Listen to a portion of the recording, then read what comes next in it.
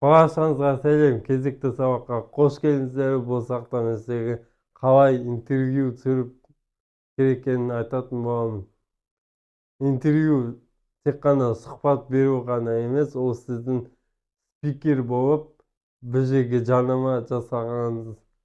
Яғни сіздерді какой-то бір заведениеға реклама түсірпеш деп шақырса, сол жерге өзіңізді спикер ретінде қолдансаңыз, сол жерде не айту керек, қалай камерадан ұялмау керек, және қалай жарнамалау керек, жарық сізге қалай түсіп тұру керек, қалай дыбыс таза шығу керек, нені қолдану керек екенін айтатын боламын. Ең әуелі сіздер өзіңіздің камера алдындағы қорқынышты жеңу білу керек. Яғни уверенно болу керек та камераның алдында. Сіздер үшін не істеу керексіздер? Сіздерде осындай штатив болу керек, немесе сатып аласыздар. Осыны сіздер өздеріңіздің алдыңызға қойып қойып,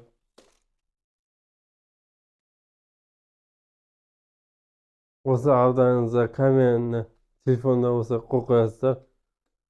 Немесе артқы камераға, немесе алдыңғы камерасына сөйлеу қажет сіздер. Типа айнаға қарап тұрғандай. Және өзіңіздің өмір баяндарыңызды айтасыздар ма, қызықты сәттеріңізді айтасыздар ма, керекті ақпараттарыңызды айтасыздар ма, осындайды күнде жасай беріп, күнде түсіре беріп, өздеріңіздің камерадан қорықпауыңызды үйретіп аласыздар, өздеріңіздің бойыңызды камераға үйретесіздер, уверенно боласыздар. Мен сіздерге үйге беретін тапсырма осындай бір интервью жасап, сабақ ұнады ма, ұнамады ма, не үйрендіңіздер, не білдіңіздер, соны камераға айтасыздар. Тағы да бір қызықты сәт, сіздер студияға барыңыздар, немесе бір бана айтқандай реклама жасайтын жерге барыңыздар. Сіздерге міндетті түрде бетке жарық керек, және де осындай петличка микрофон керек. Өткен сабақтарда көрген болатынсыздар. Осындай петличка туралы айтқан болатынмын. Одан кейін бетке жарық керек, иә? Тап қазір менің алдымда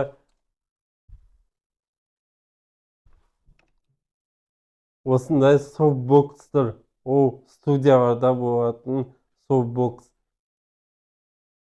Олар әрине сіздер каждый жерге таскай алмайсыздар, иә? Жарықтың басқа түрлері де болады. Жидайский меч, жидай жарығы.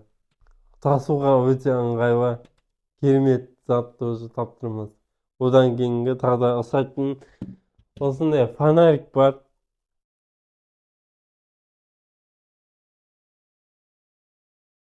Артында телефонға қыстыратын жері бар, паршасы. Осыны сіздер телефон арқылы қыстырасыздар. Ой, паршасы кез келген ориентациясы бар. Горизонтально, вертикально қоюға болады телефонды. Мына жарықтың азайту, күшейтуі, жарық осындай ақ жарығы бар, сары жарығы бар, қосалқы жарығы бар. Бетке таза қылдырып тұрады. Бұл затты міндетті түрде сіздер алу қажетсіздер. Осындай интервью, сұхбат бергенде қараңғы жерде қолдануға болады. Жаңағындай дәл софтбокстардың жеңіл түрі десек те болады. Тасуға өте ыңғайлы, телефонмен қоса тасып жүресіздер. Студияда сіздерге қалай жарықты түсіру керек? Паршасы қараңыздар. Телефон мен камераны алдына қоясыздар. Софтбоксты тағы да осылай қоясыздар. Тура бетке түсіретіндей. Және осындай фонға тұрасыздар. Айтатын заттарды айтасыздар.